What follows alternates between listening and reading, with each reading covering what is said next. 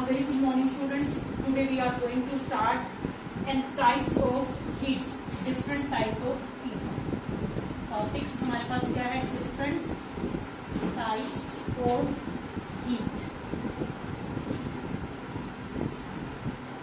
तो देखिए कल हमने किया था कि हीट क्या होती है, ठीक है. आज हम करेंगे कि कितने टाइप की जो है डिफरेंट टाइप की हीट होती है. तो सबसे फर्स्ट हम यहाँ पर बात करेंगे कि एंथैल्पी ऑफ कंबंशन, और सबसे फर्स्ट हमारे पास आता है एंथैल्पी ऑफ कंबंशन. ये देखिए सर, आपको पता है कि कंबंशन क्या होता है? जब एक सब्सटेंस जो है बर्न करना शुरू करता है, ठीक है. बर्न करने में जो एनर्जी रिलीज होगी उसे हम क्या कहते हैं? एंथैल्पी ऑफ कंबंशन कहते हैं. तो आप यहाँ पर राइट डाउन करेंगे the enthalpy of combustion. Enthalpy of combustion is defined as the heat change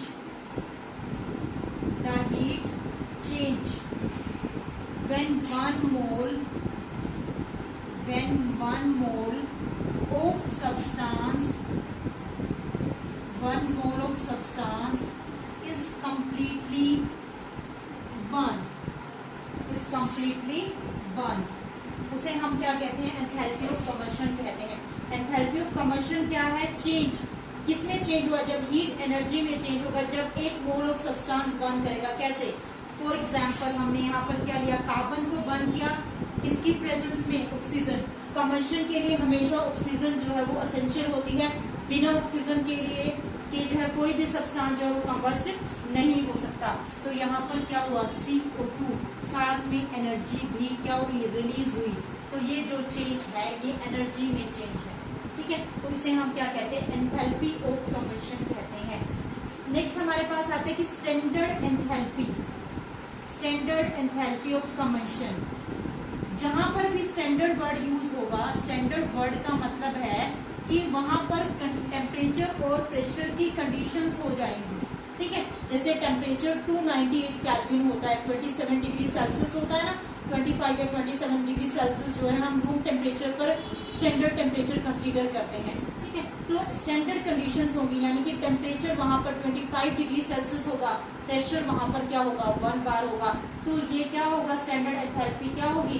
heat change होगा जब हम 1 मोल ऑफ सब्सटेंस को क्या करेंगे? बर्न करेंगे under the standard condition of temperature and pressure. तो देखिए it is the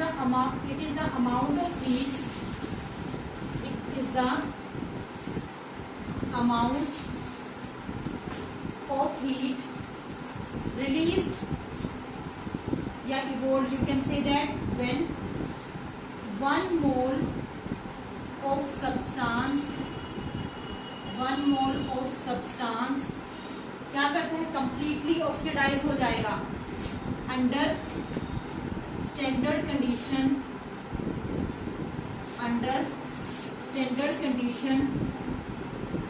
of temperature and pressure is completely burned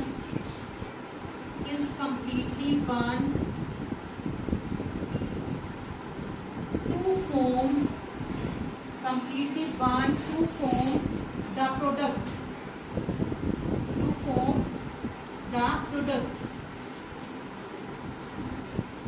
समझ में आया? क्या है? अमाउंट ऑफ हीट इवॉल्व होगी जब 1 मोल ऑफ सब्सटेंस जो है वो under condition of temperature. Condition of temperature का मतलब क्या है? 298 केल्विन. टेम्परेचर फिक्स रहेगा, प्रेशर कितना रहेगा? 1 बार. तो उसे हम क्या कहते हैं? स्टैंडर्ड एंथैल्पी ऑफ कंबंशन कहते हैं. Is that clear to everyone student? सबको समझ में आ गया एंथैल्पी ऑफ कंबंशन क्या होता है और स्टैंडर्ड एंथैल्पी ऑफ कंबंशन क्या होता है, ठीक है. तो ये हमारे पास था. अब हम सेकंड जो है पार्ट को करेंगे. सेकंड पार्ट हमारे पास है enthalpy of formation. Second type हमारे पास क्या है? Enthalpy of formation. तो देखिए enthalpy of formation, enthalpy of formation formation. देखिए एंथैल्पी ऑफ फॉर्मेशन क्या होगा, it is defined as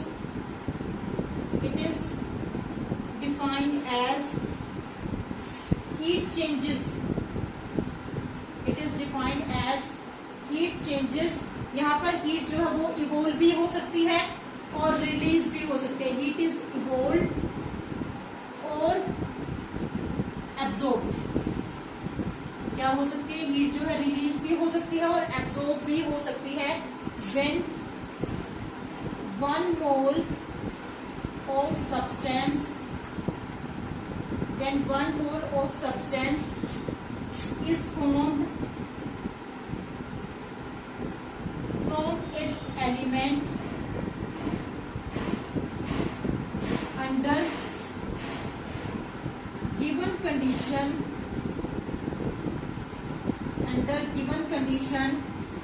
of temperature and pressure, और इसको डिनोट हम किससे करेंगे, it is denoted by delta F H. ठीक है, फॉर्मेशन वर्ड यूज किया, डेल्टा का मतलब चेंज, एच का मतलब एंथैल्पी। तो देखिए स्टूडेंट क्या है ये हमारे पास, it is defined at the heat changes. Heat change होगी, या तो हीट एनर्जी इवोल्व होगी या हीट एनर्जी क्या होगी, अब्सॉर्ब देनी पड़ेगी। जब एक मोल ऑफ सब्सटेंस जो है वो बनता है, कब, जब वो क्या होंगी, कोई ना कोई टेम्परेचर की कंडीशंस रहेंगी, प्रेशर की कंडीशंस रहेंगी, उसे हम क्या कहते हैं, एंथैल्पी ऑफ फॉर्मेशन कहते हैं। इसको डिनोट किससे करेंगे, डेल्टा एफ एच से। किससे डिनोट करेंगे, डेल्टा एफ एच से। अब अगर हम स्टैंडर्ड के बारे में बात करें, सेम वही standard condition of temperature and pressure, यानी कि 298 केल्विन टेम्परेचर और 1 बार प्रेशर, तो वो हमारे पास क्या हो जाएगा, स्टैंडर्ड एंथैल्पी ऑफ फॉर्मेशन। तो नोट डाउन कर लें यहाँ पर, स्टैंडर्ड एंथैल्पी ऑफ फॉर्मेशन। तो देखिए इसकी डेफिनेशन क्या होगी हमारे पास, it is defined as enthalpy change,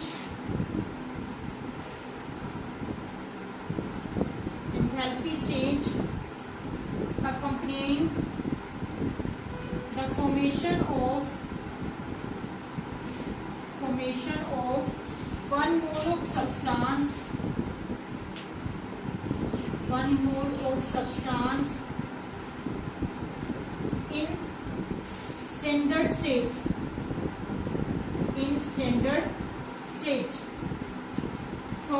from its elements, उसे हम क्या कहेंगे, स्टैंडर्ड कंडीशन। मैंने आपको पहले भी बताई थी कि स्टैंडर्ड कंडीशन 298 केल्विन टेम्परेचर रहेगा और 1 बार जो है वो क्या रहेगा, प्रेशर रहेगा। एग्जांपल देखिए, अभी हमने क्या था, C plus O2 CO2 plus में हीट एनर्जी क्या हुई, रिलीज हुई, तो ये एंथैल्पी चेंज क्या होगा, नेगेटिव।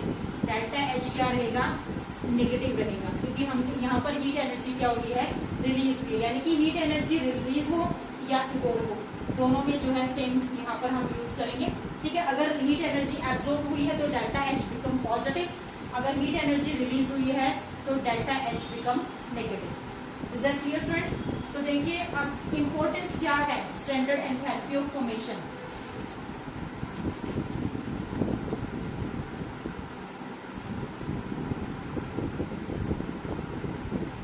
नेक्स्ट हमारे पास आता है, इसी में है importance of standard enthalpy of formation.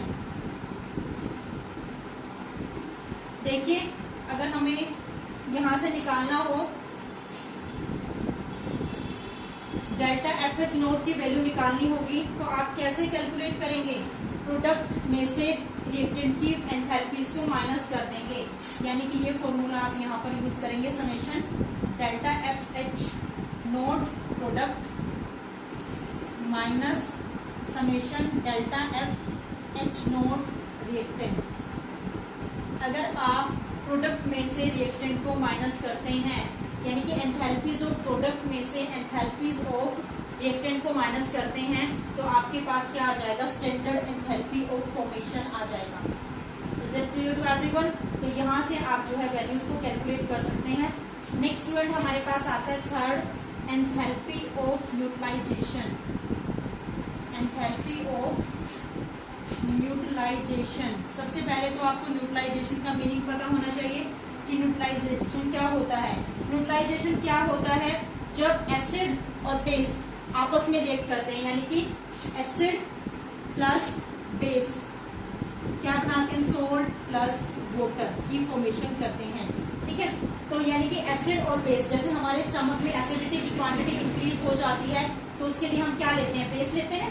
ठीक है, इनो लेते हैं या सोडियम कार्बोनेट का यूज करते हैं, तो वहां पर क्या बनता है, वो उसको न्यूट्रल कर देता है, मतलब एसिड के इफेक्ट को क्या कर देता है, कम कर देता है। That is known as neutralization. लेकिन यहाँ पर हमने वर्ड क्या यूज किया, एंथैल्पी ऑफ न्यूट्रलाइजेशन, यानी कि क्या होगा, चेंज होगा हीट में। क्या होगा, हीट में चेंज होगा।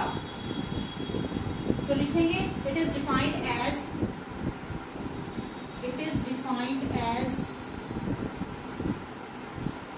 Heat changes. हीट में क्या होगा, चेंज होगा when 1 gram of acid is neutralized by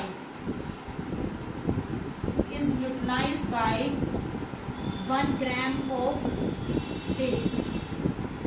ठीक है, इससे न्यूट्रलाइज किया जाएगा, बेस से न्यूट्रलाइज किया जाएगा, उसे हम क्या कहते हैं, एंथैल्पी ऑफ न्यूट्रलाइजेशन कहते हैं। Is known as enthalpy of neutralization. ठीक है स्टूडेंट, अब एसिड का फॉर्मूला ले लेते हैं। HCl होता है, बेस का क्या होता है, NaOH, जिसको हम सोडियम हाइड्रोक्साइड कहते हैं। तो यहाँ पर क्या बनेगा, NaCl प्लस में वाटर और साथ में एनर्जी भी तो रिलीज होना, एसिडिटी खत्म हो गई तो एनर्जी रिलीज हुई, तो डेल्टा H क्या रहेगा, यहाँ पर नेगेटिव रहेगा, और डेल्टा जो न्यूट्रलाइजेशन होगा वो आपके पास वैल्यू हमारे पास होती है -57.1 किलो जूल पर मोल। देखिए एंथैल्पी ऑफ न्यूट्रलाइजेशन, अभी मैंने आपको बताया कि जब एसिड को किससे न्यूट्रलाइज किया जाएगा, बेस से, that is hydrochloric acid. HCl क्या है, हाइड्रोक्लोरिक एसिड है। NaOH क्या है, बेस, जिसको हम सोडियम हाइड्रोक्साइड कहते हैं। क्या कहते हैं, सोडियम हाइड्रोक्साइड। यानी कि एसिड को बेस से ऐड किया गया, न्यूट्रल किया गया, तो यहाँ पर बना सोडियम क्लोराइड। सोडियम क्लोराइड की फॉर्मेशन हुई। ठीक है, that is known as neutralization reaction, यानी कि enthalpy of neutralization. Is that clear to everyone? अगर हम यहाँ पर स्टैंडर्ड के बारे में बात करेंगे तो स्टैंडर्ड में क्या आ जाएगा, स्टैंडर्ड कंडीशंस आ जाएगा। ठीक है, अब नेक्स्ट हम चलते हैं फोर्थ टाइप पर, एंथैल्पी ऑफ सॉल्यूशन। नेक्स्ट हमारे पास है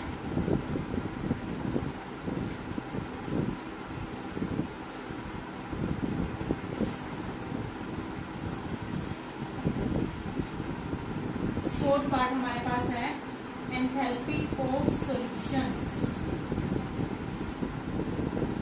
अब जो सॉल्यूशन में जो चेंज हुआ है वो हमारे पास क्या होगी, एंथैल्पी ऑफ सॉल्यूशन। यानी कि कहने का मतलब क्या है कि जब 1 मोल ऑफ सब्सटेंस डिसॉल्व हो जाएगा किसी भी पर्टिकुलर अमाउंट ऑफ सॉल्वेंट में, सॉल्यूशन बनती है जब हम किसी सॉल्यूट को जो है पर्टिकुलर अमाउंट ऑफ सॉल्यूट को किसमें ऐड करते हैं, सॉल्वेंट में ऐड करते हैं, और वहां पर हीट जो है वो चेंज होती है, तो that is known as enthalpy of solution.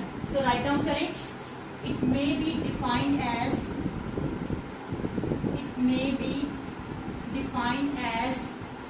heat changes when 1 mole of substance, यानी कि solute, you can say that solute dissolve in a particular amount of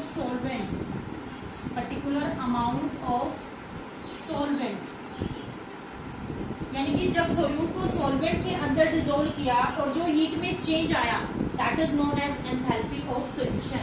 उसे हम क्या कहेंगे, enthalpy of solution. This is known as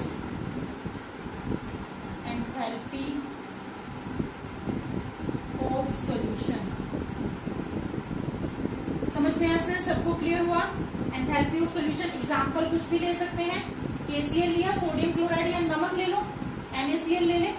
sodium chloride जो हम घर में टेबल सॉल्ट की फॉर्म में यूज करते हैं, उसको वाटर में यहाँ पर ऐड किया, ठीक है, तो वो क्या बन जाएगा? एक्वस बन जाएगा. क्या बन जाएगा? एक्वस, यानी कि NaCl एक्वस. एक्वस का मतलब होता है जब हम किसी भी सोल्ट के अंदर वाटर की एडिशन करते हैं तो वो किस में बन जाता है? एक्वस में. तो वहां पर एनर्जी क्या हुई?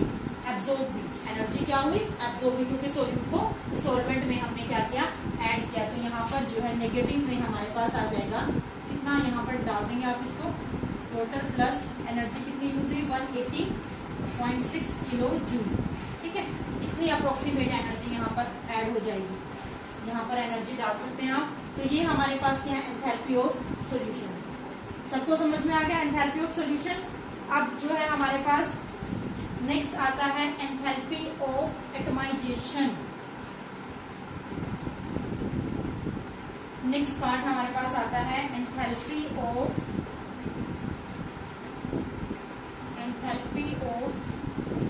एटमाइजेशन.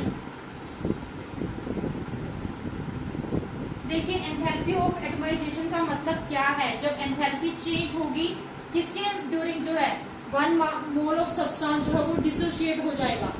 1 मोल सब्सटेंस जो है वो क्या हो जाएगा? डिसोशिएट हो जाएगा. तो उस टाइम पर जो एंथैल्पी चेंज होगी, जो हीट में चेंज होगा, that is known as enthalpy of atomization. तो लिखिए इसको, it may be defined as when one mole of given substance dissociate का मतलब होता है ब्रेक डाउन होना. जब 1 मोल जो सब्सटेंस जो है वो क्या हो जाएगा? डिसोशिएट हो जाएगा. ठीक है, इनटू गैसियस एटम. उसे हम क्या कहते हैं? एंथैल्पी ऑफ एटमाइजेशन कहते हैं. ठीक है, तो इसको किससे रिप्रेजेंट करेंगे? डेल्टा AH से. तो यहाँ पर लिखेंगे it is denoted by delta AH. समझ में आ गया? एग्जाम्पल ले सकते हैं. H2 है, उसको आपने किस में चेंज कर दिया?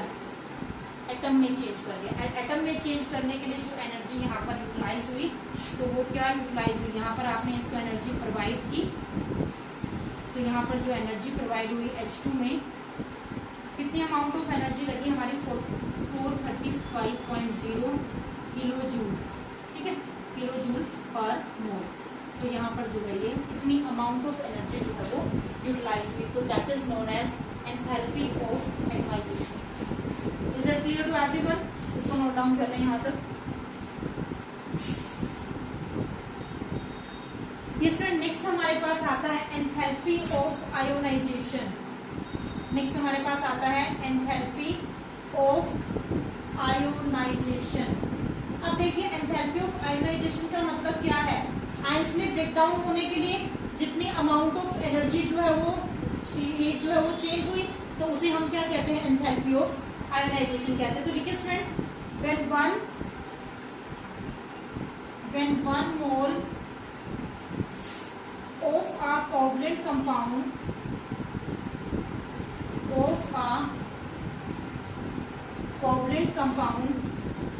on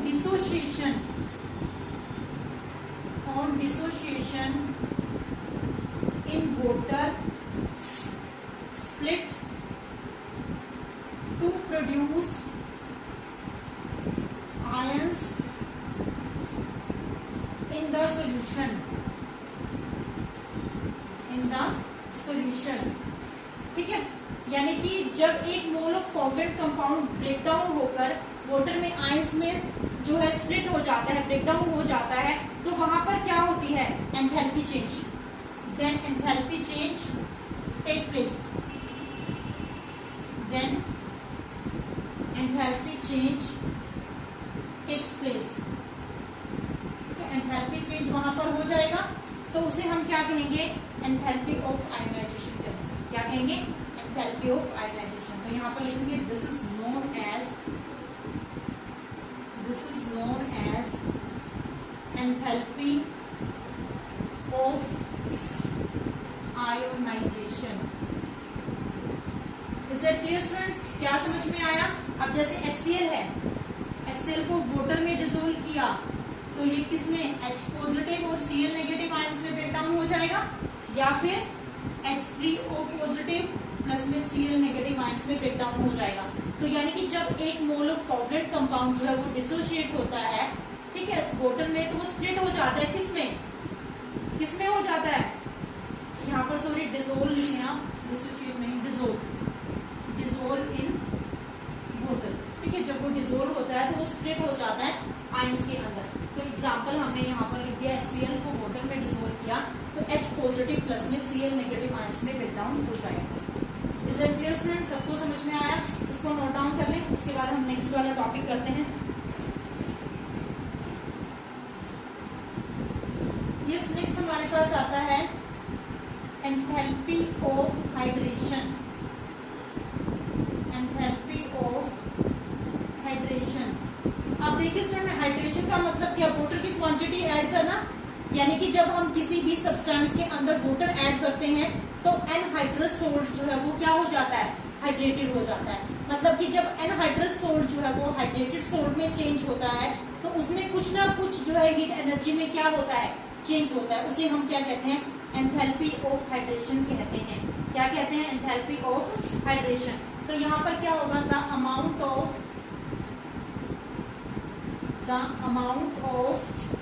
एंथैल्पी चेंज,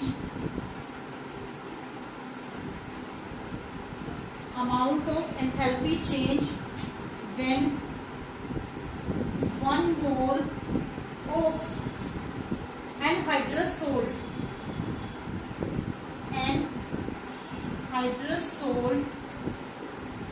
कंबाइन होता है किसके साथ? वाटर के साथ। Combine with required number of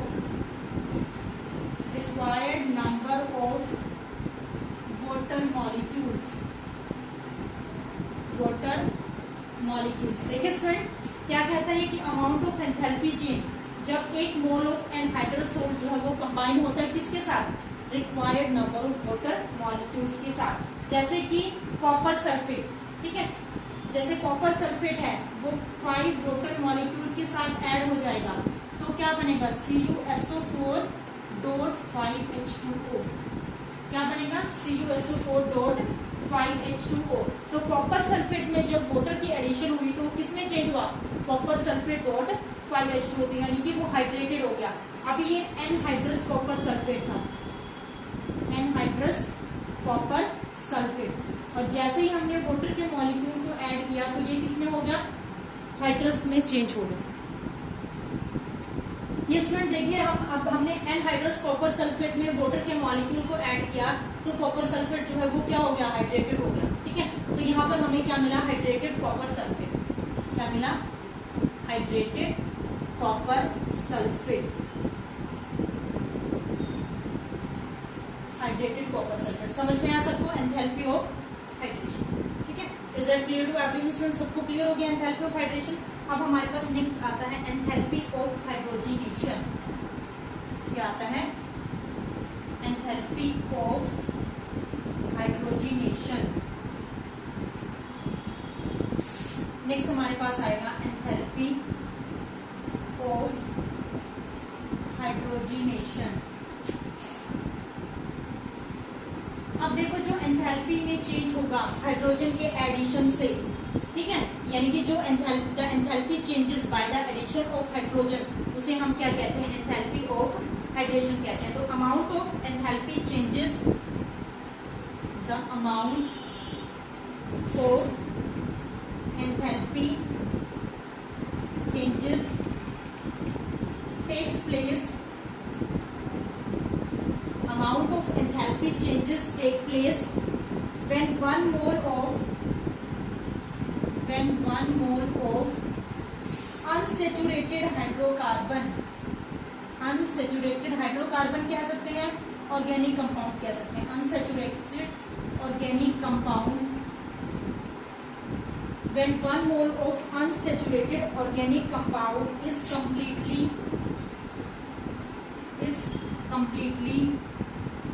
hydrogenated, that is known as enthalpy of hydrogenation। देखिए अगर हम इथीन में एडिशन करते हैं H2 की, किसके प्रेजेंस में, निकल और प्लैटिनम की, तो आपको पता है कि एक H इसके साथ आ जाएगा और एक H इसके साथ आ जाए, तो डबल बॉन्ड किसमें चेंज हो जाएगा, सिंगल में, CH3 सिंगल बॉन्ड CH3, किसमें चेंज होगा, single bond CH2 double bond CH2 plus में H2, तो ये क्या आ जाएगा, निकल platinum CH3 single bond CH3। समझ में आया सर? यानी कि जो अमाउंट ऑफ एंथैल्पी चेंज होगा कब, जब एक मोल ऑफ अनसैचुरेटेड कंपाउंड जो है वो कंप्लीटली हाइड्रोजनेटेड हो जाएगा। H2 की एडिशन करेंगे तो ये कंप्लीटली जो है वो हाइड्रोजनेटेड हो जाएगा। तो इस टाइम पर जो एंथैल्पी चेंज होगा उसे हम क्या कहते हैं, एंथैल्पी ऑफ हाइड्रेशन कहते हैं।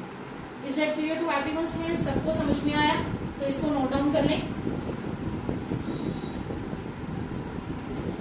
इस नेक्स्ट देखिए, एंथैल्पी ऑफ, नेक्स्ट हमारे पास है 9, enthalpy of allotropic body transformation,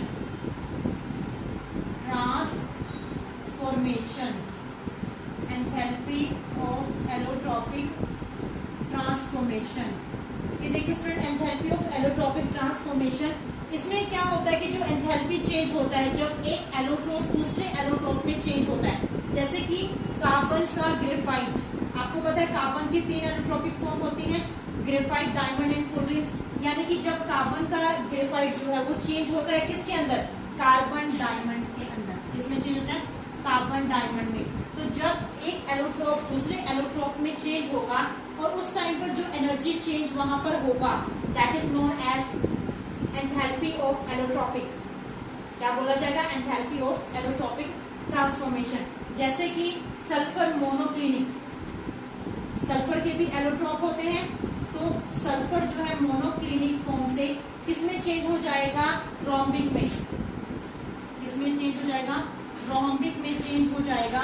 तो वहां पर जो एनर्जी चेंज होगा that is known as enthalpy of allotropic. तो स्टूडेंट लिखिए, it may be defined as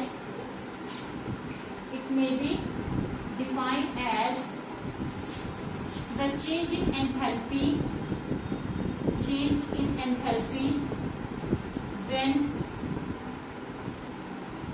when 1 mole, या you can say that when 1 mole of one form, when 1 mole of one form changes into